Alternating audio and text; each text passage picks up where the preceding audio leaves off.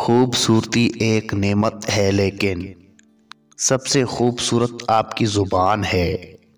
چاہیں تو دل جیت لیں، چاہیں تو دل چیر دیں۔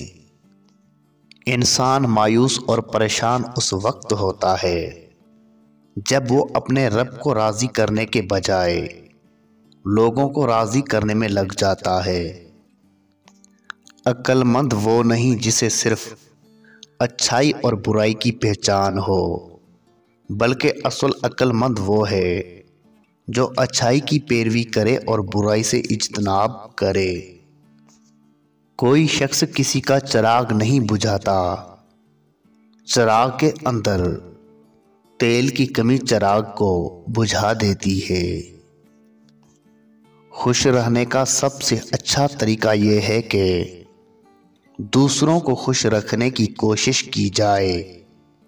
اچھا سوچئے اور اچھا بولیے، کیونکہ بدگمانی اور بدزبانی دو ایسے عیب ہیں جو انسان کے ہر کمال کو زوال میں بدل دیتے ہیں۔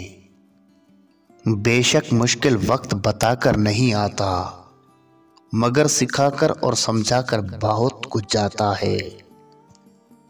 توبہ کا خیال خوش بختی کی علامت ہے، کیونکہ جو اپنے گناہ کو گناہ نہ سمجھے وہ بدقسمت ہے۔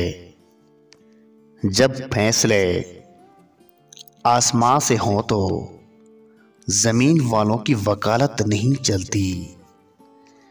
ایک بزرگ کہنے لگے، نیک عورت اور بے تحاشا دولت اس شخص کے پیچھے آتی ہے جو یہ تین کام کرتا ہے۔